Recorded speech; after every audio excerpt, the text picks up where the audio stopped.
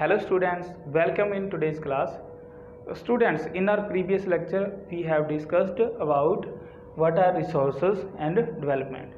तो students resources को हमने डिस्कस कर लिया था, उसके बाद हमने डिस्कस किया था टाइप्स ऑफ रिसोर्सेज। तो टाइप्स ऑफ रिसोर्सेज में क्या था हमारे पास, natural resources, human made resources and human resources. तो स्टूडेंट्स उसके बाद हमने क्या किया था कि जो नेचुरल रिसोर्सेज है वो क्या है, हमारे मेन ऐसे रिसोर्स हैं जो हमारी नीड्स को सेटिस्फाई करते हैं, जो हमारी ज़रूरतों को पूरा करते हैं। तो स्टूडेंट्स अब हम क्या देखते हैं कि जो हमारी पॉपुलेशन है वो क्या है, तेज़ी से इंक्रीज़ हो रही है। हमारी जो जनसंख्या है वो क्या है, तेज़ी से इंक्रीज़ हो रही है। जब पॉपुलेशन इंक्रीज़ होगी तो पॉपुलेशन के इंक्रीज़ होने के साथ साथ हमारी नीड्स भी बढ़ रही है, हमारी ज़रूरतें बढ़ रही है। तो क्या है, हमारी नीड्स तो नेचुरल रिसोर्सेज से ही कंप्लीट होनी है ना। तो क्या है, जब उसका तेज़ी से हम यूज़ कर रहे हैं तो क्या है, वो लगातार ख़त्म भी होती जा रही है। तो उसी को कैसे बचा कर रखना है, जहाँ उसको हम क्या कहते हैं, उनको बचाने को, जब हम उसी टॉपिक को डिस्कस करेंगे। तो फर्स्ट है हमारे पास conserving resources. Conserving mean protection, यहाँ हम कहें सिक्योर, कि हमारे जो रिसोर्सेज है उसको किस प्रकार से सिक्योर रखा जाए कि हम उसकी प्रेजेंट में भी हम अपनी नीड्स को सेटिस्फाई कर सकें एंड उसकी अपनी जो फ्यूचर की नीड्स है उसको भी हम सेटिस्फाई कर सकें। तो हम देखते हैं कि रिसोर्स कंजर्वेशन क्या है। यूजिंग रिसोर्सेज केयरफुली, रिसोर्सेज को ध्यानपूर्वक यूज़ करना and giving them time to get renew, और उसको टाइम देने क्योंकि जो भी हमारे रिसोर्सेज हैं उनको क्या है, रिन्यू होने में टाइम तो लगता ही है। तो क्या है, उसको एक टाइम पीरियड देना ताकि वो हमारे लिए रिन्यू हो सकें, वो हमारे दोबारा यूज़ के लायक हो सकें। तो इसके लिए हम एक एग्जांपल लेते हैं, जैसे कि हम वाटर का एग्जांपल लें। अगर हम वाटर को बिना ध्यान दिए यूज़ करते रहें तो क्या है, एक टाइम के बाद वाटर ख़त्म हो जाएगा। यानी हम कहें कि बारिश होने तक हम उस वाटर को पूरा ख़त्म कर दें तो क्या हो जाएगा, हमें मुश्किल हो जाएगी। तो स्टूडेंट क्या करना पड़ता है हमें, जब बारिश आती है तो उसके लिए क्या है, पानी को कंजर्व रखना होता है। पानी को जैसे पौंड बनाकर या हम कहें कि तालाब वगैरह बनाकर क्या करना पड़ेगा, उसको संभाल कर रखना पड़ेगा। इस प्रकार से उसका यूज़ किया जाना चाहिए ताकि हम अगली बारिश आने तक उसका यूज़ करते रहें और हमारी प्रेजेंट की नीड के साथ साथ हमारी फ्यूचर की नीड्स को भी हम सेटिस्फाई कर सकें। तो नेक्स्ट हमारे पास है सस्टेनेबल डेवलपमेंट। हम सब इसको समझते हैं कि सस्टेनेबल डेवलपमेंट क्या है। तो balancing the present need of resources, जो हमारे पास प्रेजेंट हैं, जो हमारे पास रिसोर्सेज हमारे पास प्रेजेंट में है, हमारी नीड को सेटिस्फाई कर रहे हैं, उनके बीच में बैलेंस बना के रखना कि उसका हम इस प्रकार से यूज़ करना ताकि वो क्या है, हमारी फ्यूचर की नीड्स को भी कंप्लीट कर सके। उसी को हम क्या कहेंगे, sustainable development. Balancing the present need of resources and conserving them for the future generation.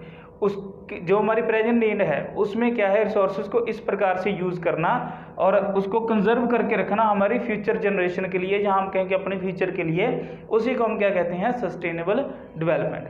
अब सस्टेनेबल डेवलपमेंट होगी कैसे स्टूडेंट्स, हमने जाना कि सस्टेनेबल डेवलपमेंट क्या है।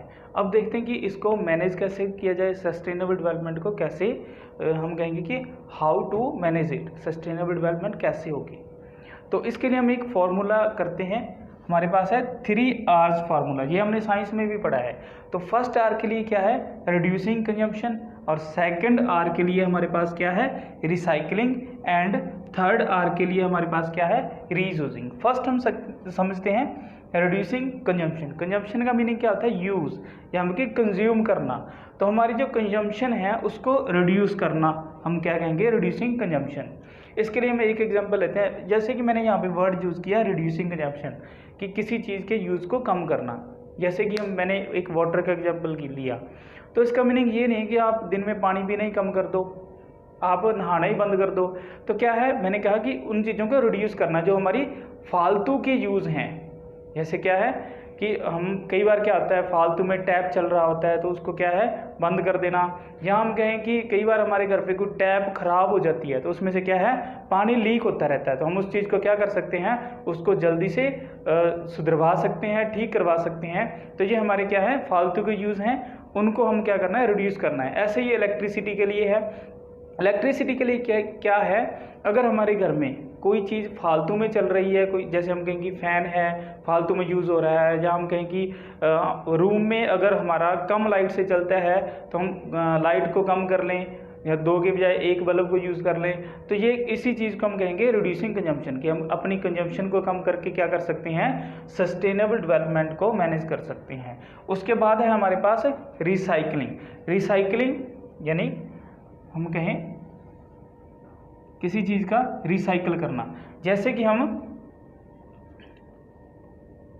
प्लास्टिक का यूज़ करते हैं। प्लास्टिक की मान लो हमारे पास कोई भी बोतल है, तो प्लास्टिक क्या है, प्लास्टिक रिसाइकल हो जाती है, एक यूज़ के बाद उसको रिसाइकल किया जा सकता है, यानी उस चीज़ को दोबारा से यूज़ के लायक बनाया जा सकता है।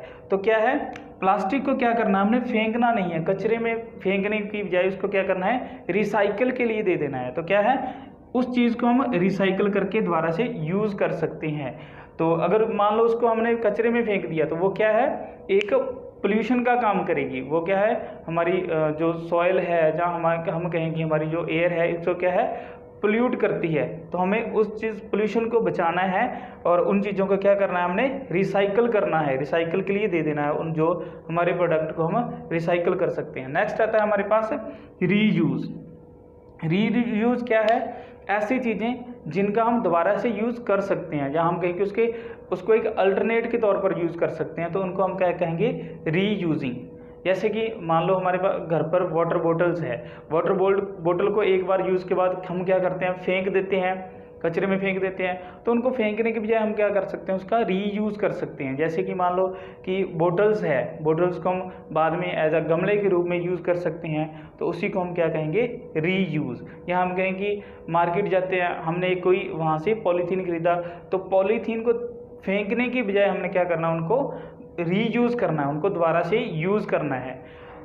नहीं तो क्या है, हम प्लास्टिक का यूज़ बिल्कुल बंद कर सकते हैं। अगर हम मान लो कि घर का बना हुआ थैला यूज़ करें, तो उसमें क्या कर सकते हैं, हम तीनों ही चीज़ें आ जाएगी। एक तो हमारा जो पॉलीथीन है उसका यूज़ क्या हो जाएगा, रिड्यूस हो जाएगा। या हम क्या कर सकते हैं, उनको रिसाइकलिंग में भी ले सकते हैं, एंड क्या कर सकते हैं, उसका रीयूज़ कर सकते हैं अगर पॉलीथीन यूज़ करते हैं तो। Students, here we have some principles of sustainable development. हमारे पास कुछ प्रिंसिपल है सस्टेनेबल डेवलपमेंट के लिए। फर्स्ट क्या है हमारे पास, respect and care for all forms of life. जो हमारे पास लाइफ की ऑल फॉर्म्स हैं, जैसे क्या एयर है, वाटर है, तो ये क्या हमारी फॉर्म्स ऑफ लाइफ है, इसको हमने क्या करना है, इनकी रिस्पेक्ट करनी है एंड केयर करनी है। कैसे, जैसे कि क्या हो रहा है, लगातार वाटर पोल्यूट हो रहा है, जो नदियाँ नाले हैं उनमें क्या है, लगातार कारखाने का जो कूड़ा कचरा होता है वो वहाँ पे बहाया जा रहा है। तो उसकी हम केयर करके क्या कर सकते हैं, उनकी रिस्पेक्ट कर सकते हैं, एंड क्या है, अपने लिए उसको एज अ यूज़ के लायक बना सकते हैं उसको। तो और क्या है, जैसे लगातार जंगल हैं, जो फॉरेस्ट है, उनकी कटाई हो रही है, तो उसको, उन चीज़ों को कम करके हम क्या कर सकते हैं, अपनी जो डेवलपमेंट है उसको सस्टेन कर सकते हैं, रिसोर्सेज की डेवलपमेंट को। नेक्स्ट है हमारे पास improve the quality of life. तो लाइफ की क्वालिटी को कैसे इम्प्रूव किया जा सकता है, जैसे हमारे कुछ त्यौहार आते हैं, हम क्या करते हैं, जैसे दिवाली है, वहाँ पर हम लगातार क्या करते हैं, पटाखों का यूज़ करते हैं। तो उनको कम करके हम क्या कर सकते हैं, अपनी लाइफ की क्वालिटी को इम्प्रूव कर सकते हैं। और क्या है, और एग्जांपल लेते हैं, जैसे कि हम प्राइवेट अपने पर्सनल व्हीकल का यूज़ करते हैं, पर्सनल व्हीकल का यूज़ कम करके अगर हम पब्लिक ट्रांसपोर्ट का यूज़ करें, तो उससे क्या होगा, जो पेट्रोल या हम कहें डीजल की खपत है वो कम होगी, एंड जो पोल्यूशन हो रहा है वो भी क्या होगा, कम होगा। नेक्स्ट हम देखते हैं conserve the earth's vitality and diversity. तो हम क्या कर सकते हैं, जो अर्थ की वाइटलिटी एंड डाइवर्सिटी है उनको हम क्या कर सकते हैं, कंजर्व कर सकते हैं। कैसे, जैसे जंगलों को बचाना हो गया, या हम कहें कि जो हमारी क्या होती है, सॉइल एरोजन होती है, उन चीज़ों को कम करके ज़्यादा से ज़्यादा पेड़ पौधे लगा के हम क्या कर सकते हैं, जो अर्थ की वाइटलिटी एंड डाइवर्सिटी है उसको हम क्या कर सकते हैं, कंजर्व कर सकते हैं। नेक्स्ट क्या है, minimise the depletion of natural resources. जो हमारे नेचुरल रिसोर्सेज हैं उनका क्या है, लगातार डेप्लेशन हो रहा है, उनके क्या है, लगातार उनमें कमी हो जा रही है, जहाँ हम कहेंगे उसका लगातार यूज़ हो रहा है। जैसे कि फॉरेस्ट हो गया, फॉरेस्ट को लगातार काट के वहाँ पर फैक्ट्रियाँ, कारखाने लगाए जा रहे हैं।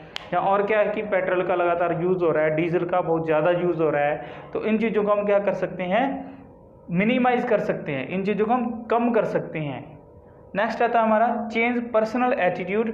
तो पर्सनल एटीट्यूड यहाँ हम कहेंगे जो हमारे प्रैक्टिसेस होते हैं, जहाँ हमारे कुछ रिचुअल्स होते हैं, उनके प्रति हमारा एनवायरनमेंट के प्रति हमारा क्या नज़रिया है, इस चीज़ को देखना है। तो अगर मैं कहूँ जैसे कि हम कर रहे हैं एनवायरनमेंट को बचाने की बात, तो इसमें मैं कहूँ कि मैं अकेला क्या कर सकता हूँ, तो मैं अकेला कुछ नहीं कर सकता। तो इस एटीट्यूड को हमें चेंज करना होगा। अगर हम मान लो कि अगर मैं एक दिन में एक पॉलीथीन की बचत करता हूं, तो 1 ईयर में मैं 365 पॉलीथीन की बचत करूंगा। इस प्रकार से हमें इस नज़रिए को चेंज करना होगा। नेक्स्ट है हमारे पास enable communities to care for their environment. तो अपने एनवायरनमेंट की केयर के लिए हमें क्या करना पड़ेगा, एनेबल कम्युनिटी, हमारी जो कम्युनिटी है, हमारा जो समाज है, उसको जागृत करना होगा। जहाँ हम कहें कि छोटे छोटे समाज बनाने पड़ेंगे और वो क्या करेंगे, अपने कम्युनिटी में अपने समाज को, अपने एरिया को क्या करेंगे, कंजर्व करेंगे, जो भी वहाँ के नेचुरल रिसोर्सेज हैं। तो स्टूडेंट्स आज हमने सस्टेनेबल डेवलपमेंट के बारे में डिस्कस किया। तो इनफ फॉर टुडे। नेक्स्ट हम मिलेंगे नए कॉन्सेप्ट के साथ। Thank you, have a nice day.